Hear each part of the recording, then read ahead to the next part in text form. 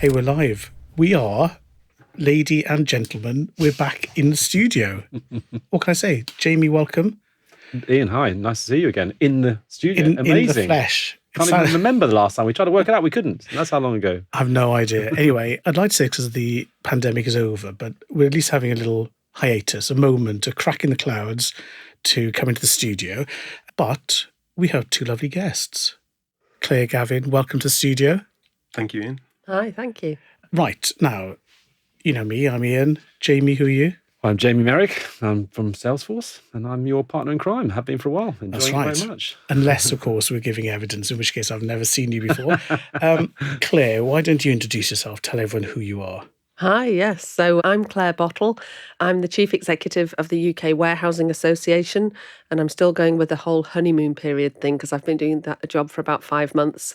And in my spare time, I'm also the Vice Chair of Women in Logistics and Chair of Governors at Northampton School for Girls. Wow. Okay, well, that's the end of that podcast then. That's pretty busy.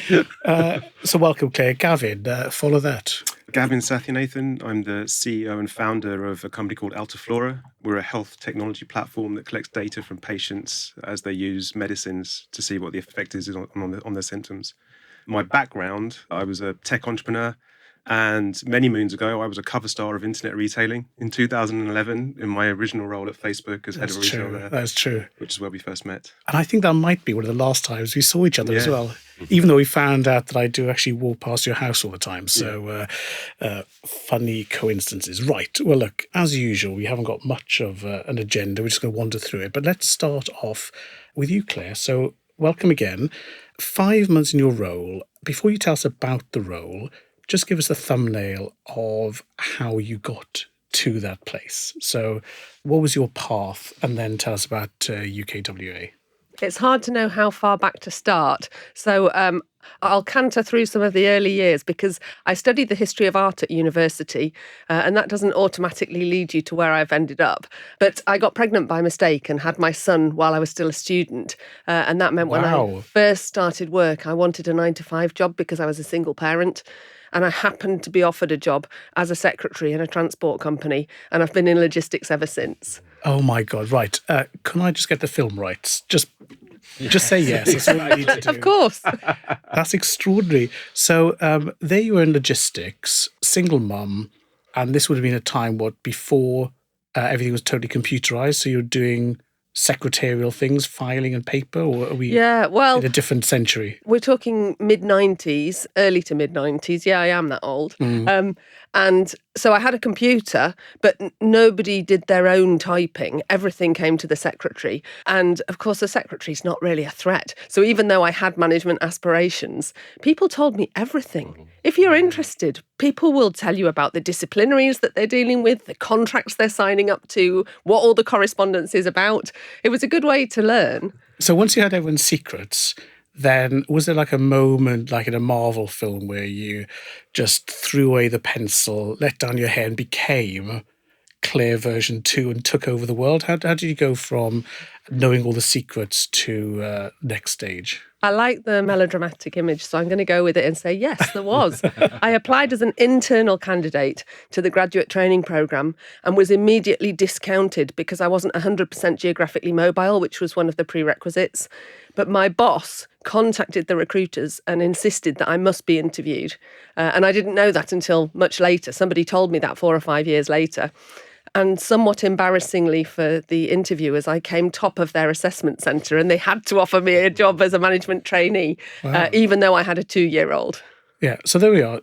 And of course, I know that most of our listeners will, of course, be liberal arts grads and cheering away. But the path at the time, so you've touched upon gender, parenting, roles that are typically underappreciated but still important, given a chance. But the move then into a logistics career was by no means stereotypical then. No, and I would say it's not an obvious route for anybody to take, because when you study at school, nobody will mention logistics to you. It's not in the national curriculum unless you do business A-level, in which case it'll be mentioned once. Whoa, really? Yeah. Wow. That's something. There are lots of serious nodding around the table. That's a very interesting point. But it's also, if it's been mentioned once, what's the reason for the one mention, as it were? Is it just sort of a passing, it happens, let's move on? So depending which exam board you're doing, during business A-level, there might be one lesson where you get taught about the importance of logistics. And yet, if you look at the UK workforce, something like about 7% of people who work in the UK work in logistics. And it's a bit of a mystery to me as to how they end up there, because we never mention it when you're a kid. My kids have been doing some intern work in our research team and looking at suppliers and having to categorize them. So we've been having conversations like, Dad, what's the difference between outsourcing and a 3PL? Which called me a bad parent, but I found those very enjoyable dinner conversations. But again, by them understanding more about how things get to shops, how, behind the brand glamour, the reality of trade, of supply works, they're obviously better off. So maybe we need to have a little logistics in schools campaigns. Is this something that you're working on?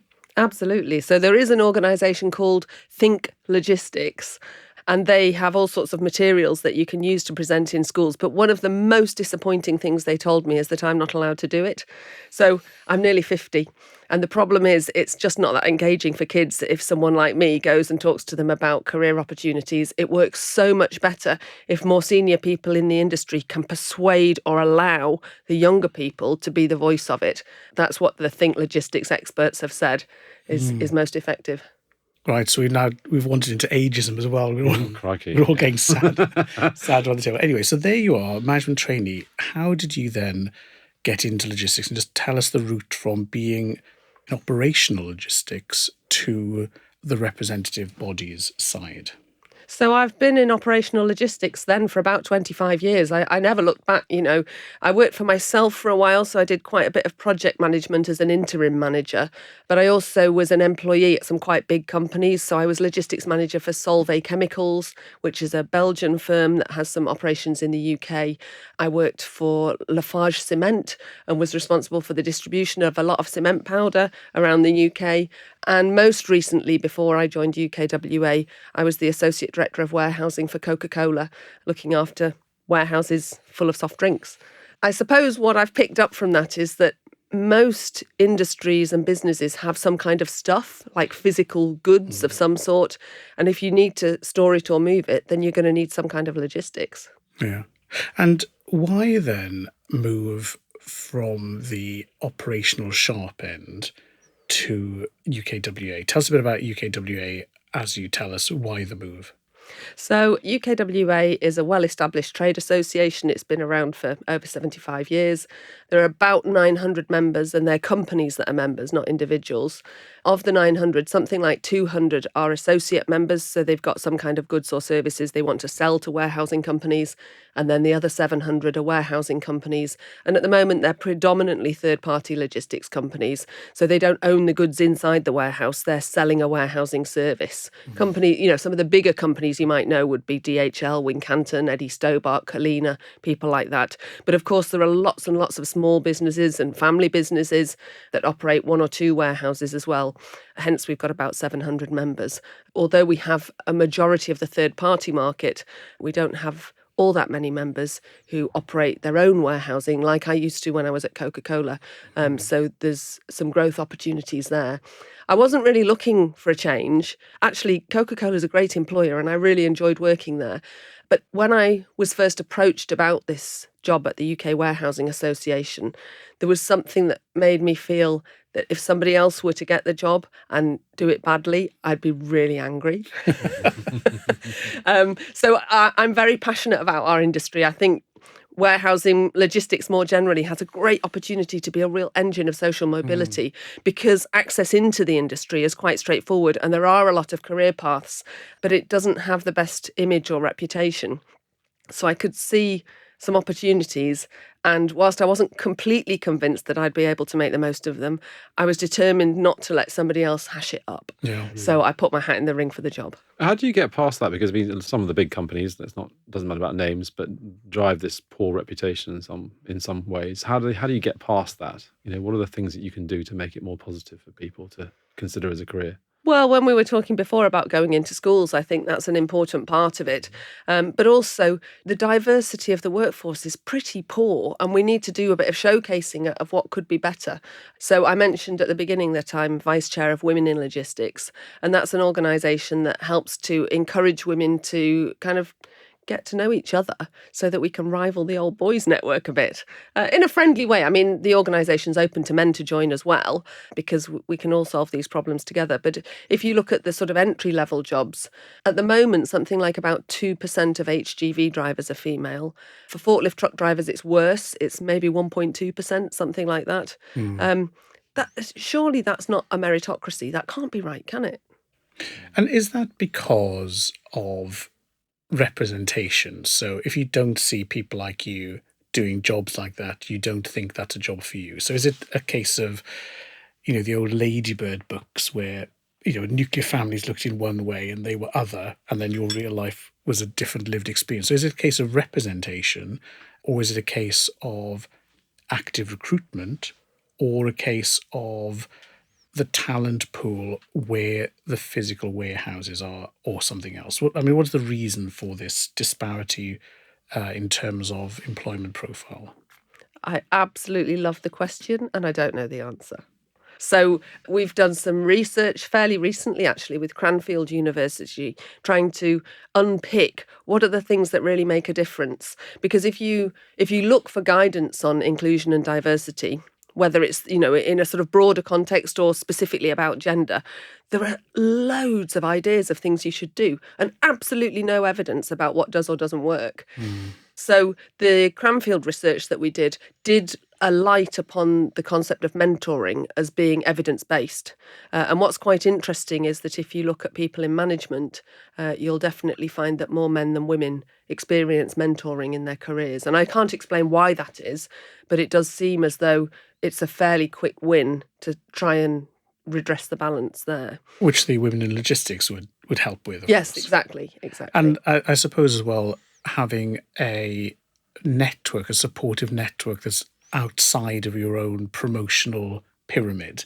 So people in competitors, peer groups, etc., being able to talk to them would be useful as well. I imagine that that's useful, although I haven't found any evidence that proves it for a fact, but it feels as though it would be useful, doesn't it? And anything that makes you feel as though you're more welcome in the community is very valuable. And that's part of what I wanted to achieve at the UK Warehousing Association as well.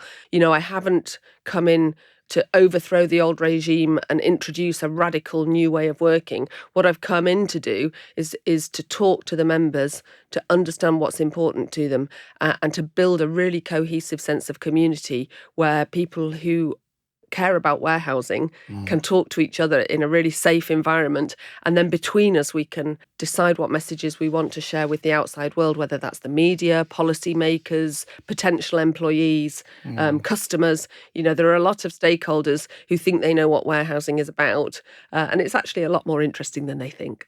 Of course. One of the things you realise with a semi-journalistic or curious hat on is that there is no specialism too arcane to be interesting, and the more you know about people's jobs, the more interesting they all become. So that's one of the joys of this. But I think one of the hard things is, having kids who've just been going through career advice at school in terms of what to study, then there aren't people who themselves have been exposed to warehousing, to logistics. And so I think there is an issue about awareness. But I don't want to be the first to mention COVID. He says mentioning COVID. But in a way, it has kind of surfaced logistics as the topic du jour. You can't get through a news bulletin without someone mentioning supply chain. We see how over the pandemic, those who mastered availability, deliverability, returns, customer service, visibility, are highly rated by customers. And then you've also got the whole sustainability debate. So it's as if people have just said, oh, now that Claire's arrived, let's just make logistics as the top topic everywhere. So what are your thoughts on, a new, more visible role for logistics and supply chain, and then a few thoughts on sustainability? Well, Thank you. And I'd like to agree with you that it's entirely because of my appointment that logistics has got this wonderful new profile. But certainly the growth of e-commerce has made those people that think about it realise that there's a lot of logistics involved.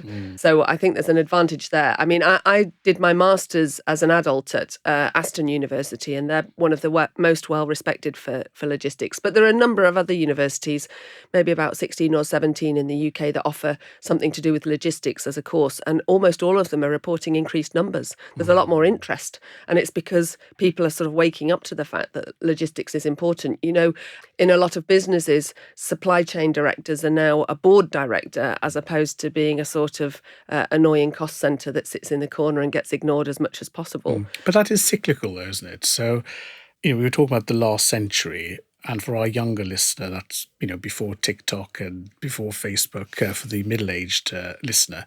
In the last century, a board would have had a supply chain or operations director on there because we'd spent all this money on plugs, pipes, factories, bricks and mortar. Then they went out of fashion because people were our biggest asset. And you had an HR director on. Then you had an IT director on because I just bought 10,000 servers. Then they became a CIO because it's all about info and data, an e-com director, now chief marketing, chief customer. And we're back. The wheel has turned. And now we have logistics back at the table with people understanding that. So this time round, what is the contribution or the visibility of the new style logistics professional? Is it just the same person 40 years older, or is there a new breed of talent now? Well, I'd like to hope it's getting a bit more diverse. We'll be waiting a long time to get gender equality in logistics if we carry on at the pace we're currently doing. So I'd like it to speed up a bit. But some of the sorts of topics that are really important in logistics include sustainability that you were just asking me about before. We're seeing, for example, a lot of automation in warehousing. At the simple end, you've got conveyor belts being used instead of people carrying stuff. And that's a good way to reduce the reliance on entry-level labour, but it's still a very, very labour-intensive part of the economy. And what we're really seeing is a bit of a shift away from those really, really simple jobs towards things that are a bit more complicated, which you would have seen initially with forklift trucks, for example. I sometimes draw a parallel between forklift truck driving and hairdressing in the sense that everybody describes them as low-skilled, but you don't want someone rubbish doing it. Or you don't want them to get confused on the way in and cut your hair with a forklift truck. Jamie, What? why am I looking at you? Not that bad, is it? No cameras, thank God. Yeah, there are no cameras for a reason. That's a very good point. And again, with a lot of the increased automation, the fixes are now often system-based, ecosystem. So if your forklift truck stops working, it's not just the truck, it's part of, maybe contiguity management or optimizing your rack space for just-in-time delivery. So there are implications that people need to understand that previously they didn't need to. So, it's even entry-level staff need a better understanding of the whole organisation now. I think so. And I think it's also changed what we think of in our sector as functional skills. So if you talk to the Department for Education, they absolutely believe that functional skills are about being able to write sentences in English and being able to do simple maths. And as a human right, I'm not against that as being, skills that are important for everybody to acquire. But if you want to work in a warehouse, for the entry-level jobs that are available, those skills are not as important as being able to look at an error message on a screen and knowing what to do in response to it. So those triage skills. Absolutely, yeah. So I think what we think of as functional skills may be changing because of the level of automation and digitalisation that we're seeing in all walks of life, actually, but we're definitely seeing that in warehousing. Yeah. Well, as someone who studied Wordsworth for a while, I always found that a few couplets always solve most problems. So, Claire, as we look into 2022, what's on your agenda for next year for your members? If you're saying this is where we're going to focus next year, what's that on? Well, straight after the government budget at the end of October, we did a survey of members and we asked them about what was going to be the most important thing in 2022 in light of the fiscal climate. And it was absolutely unanimous: labour shortages. That is the top concern. We've heard a lot about shortages of HGV drivers, and I'm absolutely not going to undermine any of what's been said there. But what we're not hearing is about the shortage of other types of labour in logistics. So, for example, there are something like 60,000 forklift truck drivers in the UK. In the past, and I'm only talking a couple of years ago, more than 20,000 of them were EU nationals. The proportion now that are EU nationals has dropped from 32% to, I think it's about 16%. So that's been quite a drain on resources. Yeah. And at the same time, our demand for labour is going up because there are actually activities that used to take place on the high street that are being pushed back up the supply chain into the warehouse, where you're preparing goods for e-commerce delivery at the warehouse location, and that's driving a demand for more labour when we've got less. So labour shortages are absolutely key. And part of how I think we need to resolve that is by focusing on training. So according to some statistics I saw just yesterday, there are fewer than 300 people who are trained forklift drivers who are looking for work in the UK at the moment. I mean, it's so tiny as to be almost insignificant. So we're only going to solve that gap if we invest in training. So I'm recruiting at the moment for a head of training for the UK Warehousing Association. And it's not because we want to become a training provider. It's because we want to be able to help our member companies to navigate the training provision and the arrangements for funding to be able to really make the most of that. So that's going to be a priority for 2022. Good to hear. And just on the balance of the supply and demand across the country for labour, is it, I mean, because I know this, you live in the middle of the country, you were telling us before, is it all centred there where all the supply is of people, or is it nicely evenly spread across the country? Because I suspect it wouldn't be, would it? I know that sounds like a daft question, but you've got to fulfil all parts of the country, haven't you? So, well, there's always been an epicentre for warehousing in the East Midlands, in what we would refer to as the Golden Triangle. It's not gold. I've been there. It wasn't gold. I'm busy. It was very misty. Yeah, well, maybe silver then. People who were outside of that area used to be a bit smug about being insulated from labour shortages, in the sense that, they weren't competing for the same, group of potential employees. That is no longer the case. So, other important areas for logistics are often around the ports. And we know there's some government changes coming with the concept of free ports, which might help with that. But those kind of areas are seeing just as much demand and competition for labour. And the problem is there's quite a lot of transient labour in the entry-level jobs. So warehousing companies quite frequently, at least in the past, would have relied quite heavily on agency labour, and people who work for an agency are not going to be loyal, because why would they? No, of course So not. if another employer is offering a bit more money in another local warehouse, then there'll be a bit of an exodus, and we've typically seen that, and it's not getting any better. Especially where, we've had the last couple of months, the Great Resignation, where people who've been stressed and overworked over the pandemic are now saying, right, well, we're off. And so I think there is a feeling of people losing, especially entry level, or losing skills and not being able to recruit them. So it is quite a challenging time. Yes, but having said that, there may be a way in which we can capitalise on that, because a lot of warehouse work doesn't require you to take the stress home. If you want a job where you go to work and you do something productive where you can see the fruits of your labour, that can be quite rewarding emotionally, Yeah. And then you go home and you hand over to the next shift, and they deal with the work that still needs to be done.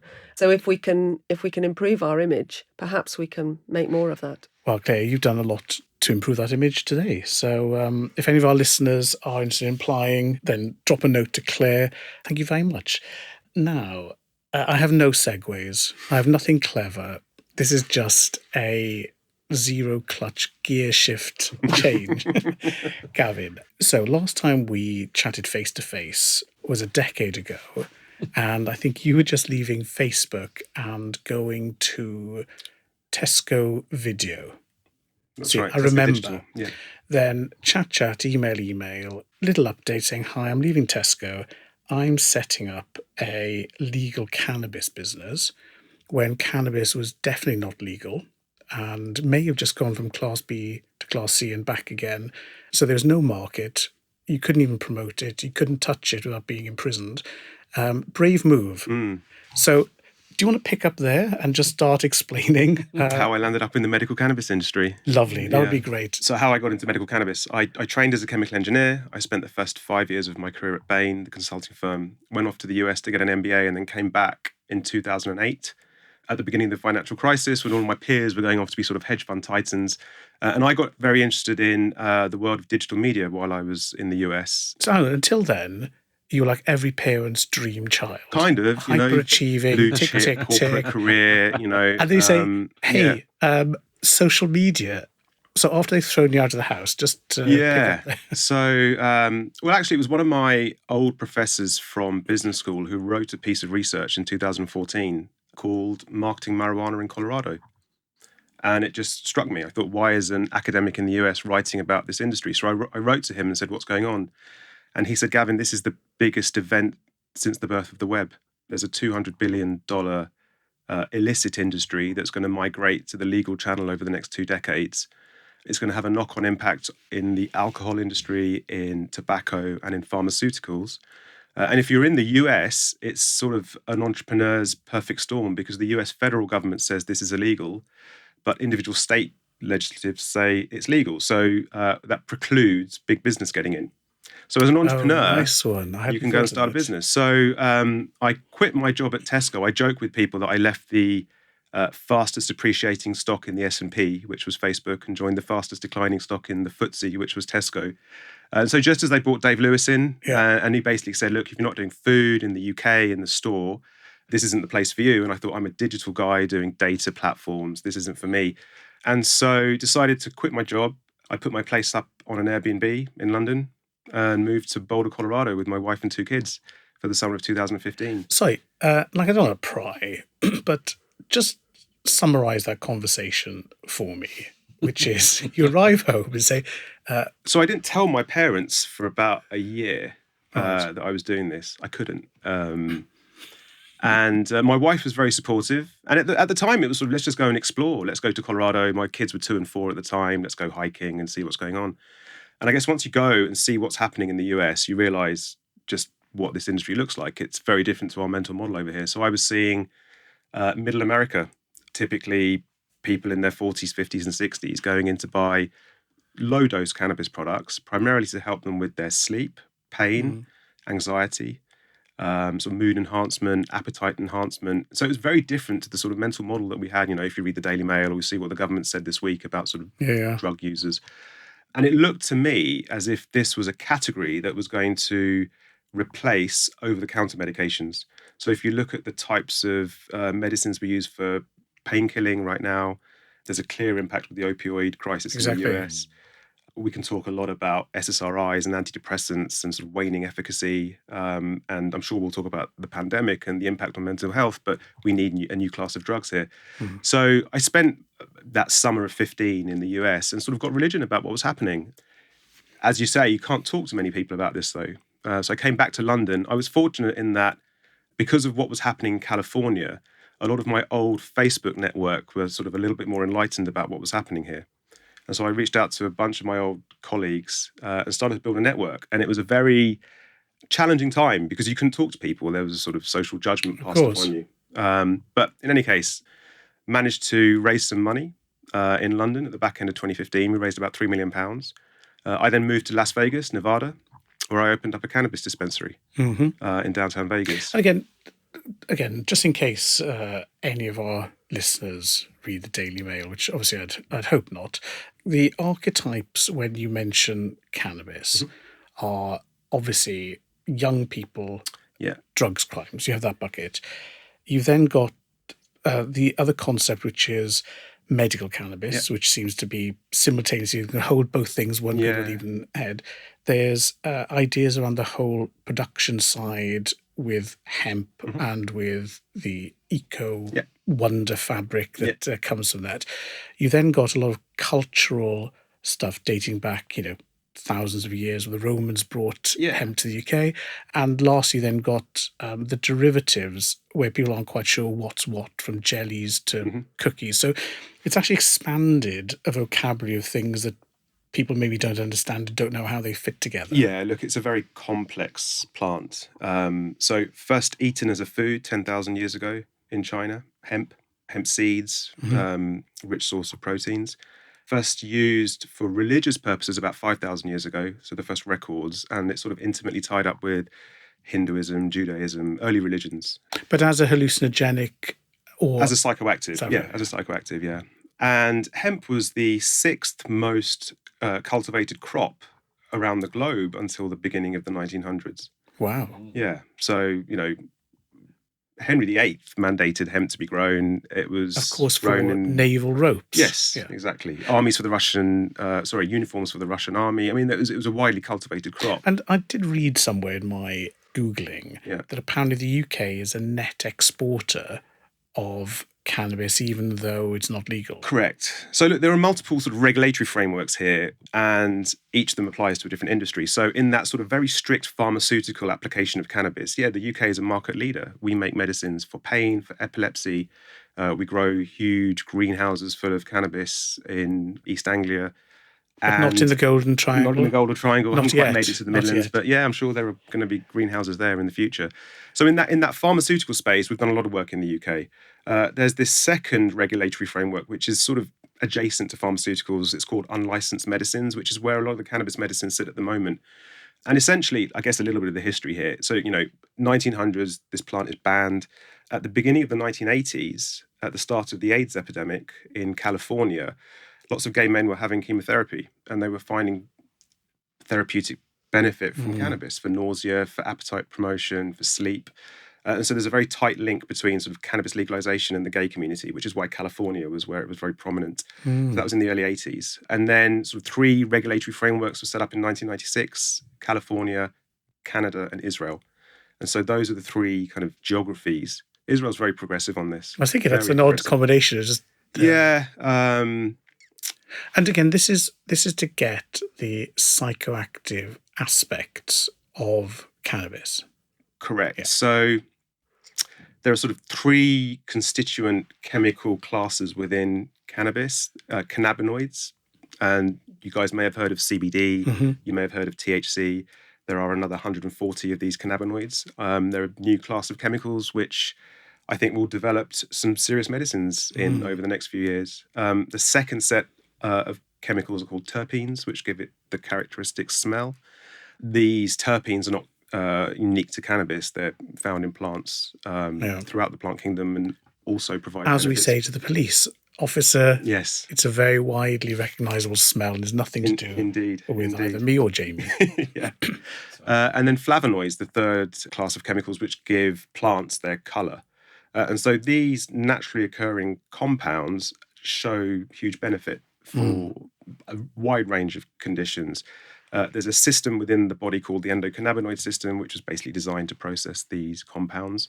And essentially, when you look at the sort of large disease areas which cannabinoids or cannabis can address, pain, autoimmune conditions like Crohn's disease, arthritis, neurological conditions, we've seen the impact on epilepsy. There are some very famous cases of kids with epilepsy who've got these medicines now, but there are also applications in things like Parkinson's and Alzheimer's.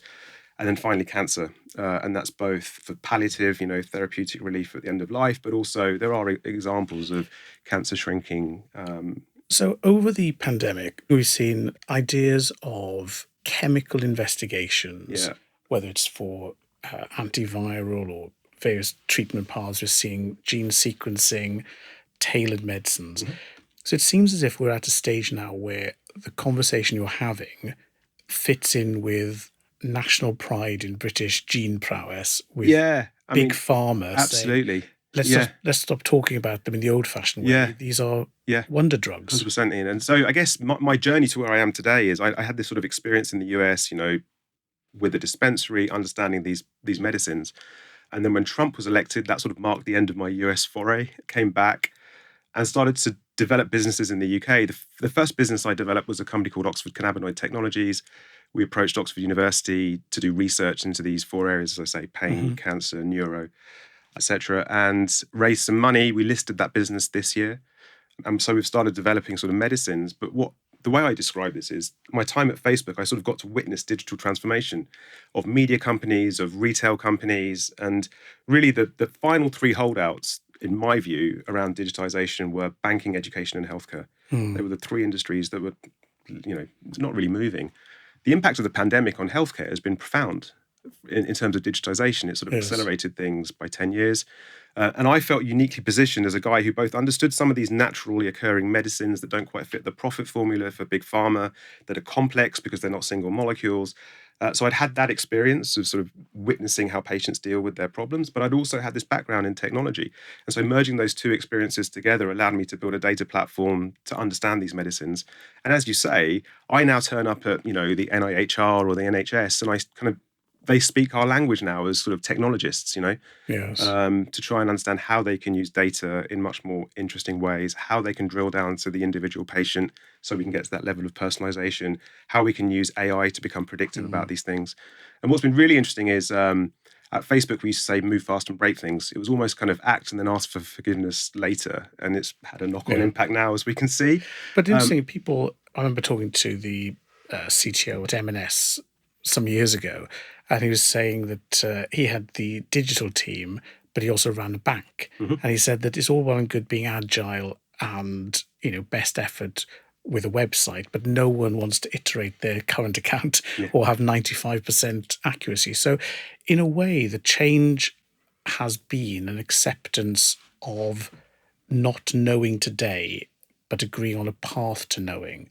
So if you think back to March 2020, everybody's saying we don't know. We have a tiny data set. We don't know the vectors. We're gathering data. So in a way, we've seen science and research progress at the pace of learning data. Now there's a real understanding, I think, of the investigative scientific model. Yes. I think the big difference in healthcare is the role of the regulator. That's where it gets really interesting. And what the impact of the pandemic has to move the role of the regulator from gatekeeper, almost yes-no, to enabler. Because the regulator has had to work with industry to figure out how to come up with these rapid solutions. So what do we do on vaccines, on ventilators, on big data when it comes to COVID tracking? And so the MHRA, to their credit, has become much more flexible. And I think that's a very positive sign for the next decade around how we develop these healthcare services. So let's look then at the business model. And maybe I can throw you in the middle of this, because if we'd been talking pre-pandemic, people would have been saying two things in healthcare to make money. One is steal and sell everyone's data so that you can mine it, decide whether to give you insurance or not. And the other would be lawyer up to the eyeballs and patent everything, including, breathtaking obvious things, just own the gene sequence. You seem to be talking about a different type world of model, that's maybe sneaking in the middle or around the back. So tell us how you look at this now as a business. Yeah, no, so you're absolutely right. The sort of traditional big pharma business model has been to invest hundreds of millions of pounds into patentable molecules and test those molecules over 3 phases of clinical trials. And then you can prove that the molecule works, then you get a sort of 20-year window to monetize that molecule before it becomes a generic. That doesn't work for naturally occurring compounds because you can't patent something that occurs in nature. Although lawyers are trying. I'm sure they are. I'm sure they are. Synthetic analogs or whatever it might be. But for millennia we've used plants, and there are hundreds of millions, if not billions, of people around the world using naturally occurring substances today. But because the business model doesn't quite fit the R&D objectives, it's very challenging to develop the evidence to persuade the regulator that they should approve these medicines. So my view is, if we can exponentially lower the cost of doing research and exponentially broaden the base over which we do that research, we can start to build the evidence base in a very different way. So the randomized control trial is a sort of narrow but deep data collection exercise. What mobile technologies and wearables affords us is the opportunity to go much more broad at a lower cost. And so that's really where it's going to get interesting with the regulator, how we treat the data and what the new business models will look like on the back of that. There's some really interesting questions around data ownership. We used to kick these ideas around again at Facebook. I think for a kind of individual, the notion of data ownership at Facebook was always a bit abstract, and we used to try and get people to think about how they could respect privacy settings and think about how they might monetize their data. I think it's very different in healthcare. I think having your own genetic sequence on your phone or your own healthcare records on your phone, there's going to be a degree of ownership over your own healthcare that we're going to have to see, because if we continue to go down this road of letting people get sick and then trying to remedy it, we're never going to find the economic resources to deal with it. So it's going to be much more focused on taking ownership of how your well-being manifests itself.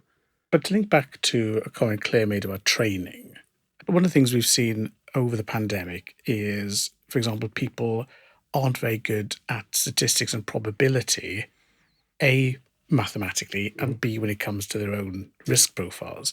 So you'll have people saying, I don't want to get vaccinated because it's dangerous, but not realizing there's a 17,000 times higher chance of something else happening. So how is this even your problem? But when people are more involved with their data, surely there's going to need to be more training and conversation about Education, what this means. Absolutely, yeah, for sure. And I think, the socially responsible companies of the future will take it upon themselves to educate their customers, patients, users, whatever term you want to use, about the data that they're collecting and what steps they can take to improve their life outcomes. So tell us about your business now then. Yeah. So we know what it's not. You're no longer in a white coat Mhm. dispensing things in Colorado. And you introduced it by saying it was health and data. So Yeah. what's your current position and trajectory? Well, let me give you the in story of this Altaflora. complicated- I started Altaflora in 2018, and I originally wanted to grow cannabis plants in Southern Europe. So I went to see the governments in Malta, in Greece, in Portugal. I said, hey, let's put up greenhouses, we'll grow these plants, we'll make these medicines, and then we can provide them to patients. And it turned out that every single other entrepreneur in Europe was doing a similar thing, going to see the government, get the licenses, that's something you can do. I was then talking to doctors, and doctors were saying, look, Sajid Javid may have rescheduled this, but we don't have the evidence to show that it's safe, efficacious, or cost effective. And until we get that evidence, we're not going to prescribe.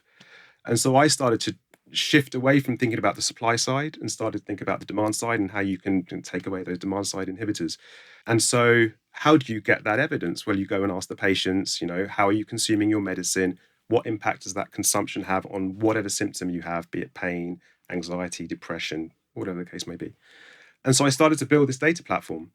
And it turned out that the patients were basically saying, look, I can kind of figure this stuff out for myself. But the companies who are producing the medicines were saying, we need that data. We need that data to go and prove to the regulators that our medicines work. And so I started to just shift our proposition slightly towards building a data platform for producers of medicines. And so we now onboard companies who are looking to collect data from kids who've got epilepsy. And so a version of our app is made for parents to track frequency, intensity, and type of seizure. We've built a version of our app for people suffering from long COVID who are using CBD to see how cannabinoids impact on things like breathlessness and fatigue. We've got applications in women's health. In fact, we've looked at the NIHR inclusion strategy. So if you look at healthcare research, to your point on sustainability, all the way through from sort of preclinical, the animals we use are not female. Why? Because they have a cycle. And so all the way through to the final cohorts of patients who are recruited, which typically are young white males that live around universities because they get paid, there is a lack of diversity and inclusion in how we collect this data. And what mobile technology should allow us to do is to go and collect data from everybody. And so we've started to really look at where are there underrepresented communities and under-researched conditions whereby exponentially lowering the cost of doing the research, you can start to gather the data. Wow. I'm slightly stunned. Yes, I am stunned as well, but I'm going to ask a slightly different question. You said before that you left America for various reasons and that you went to America in the first place and you saw in America that it was very different to what our perception of the industry was here. Had you stayed in America, where would you be now? I'd picked schools in Santa Monica to move to. I persuaded my wife we were going to move to California. If you go back to 2016, none of us thought Brexit would happen. I was raising money to spend in pounds, to spend in dollars. So I lost 20% of my capital raise on June the 23rd or whatever it was. And then in November of that year, none of us thought Trump was going to get elected. We all thought Hillary Clinton was going to get elected. And Hillary was, the expectation was that she would then legalize cannabis at the federal level. So if I'd stayed there, I think I would have been in California or Arizona, building a business. I've got this line that I use. Cannabis is on a journey from drug to medicine to lifestyle, depending on where you are in the world. You can now drive from Alaska to Mexico and buy cannabis anywhere. But not drive. That's what I mean. No, exactly. Because you would have been doing more of that side of it rather than what you're doing now. Yeah, absolutely. More of the branded products. So the US is much more of a CPG type market. Branded products. Whereas Europe, so the US is on this journey from medicine to lifestyle, and Europe is on this journey from drug to medicine. Interesting. And as it gets normalised here, you'll start to see many more products sold in retailers like Tesco and Asda and all the rest of it. And you're sort of seeing that. I mean, you see that in the US already. It's it's everywhere. Question though, this all sounds lovely, and it sounds like you're a one-man money-raising, world-changing engine. But I haven't asked you how you make money. So in between all this doing good, inclusion, data, etc., what's the business model for you guys in between? We charge companies for the use of our platform. So it's data infrastructure, a little bit like Amazon Web Services for clinical trials. So wow. I have the urge to just stop there because that's the third zinger of an aphorism you've given us. And I think that that's a good point to pause. Not for any good reason, just simply time is running out. Gavin, absolutely fascinating. What a journey. I kind of feel that, we're not even midway through it. So fascinating to see, if you like, the new guises that the digital revolution is able to take as it extends beyond shopping and entertainment. So absolutely fascinating. Claire, lovely seeing you. Thanks for coming into the studio. Jamie, that was it. Our first real life. Let's hope it's not the last one for a while. What a corker. Let's come and do it again. I Absolutely. think there's something in this. Good. So all we can say is thanks for joining us. Masks on, jabs in, and let's hope that things stay open enough so we can do our next one in the studio as well. So it's goodbye from us, and thanks for joining us, and happy trading.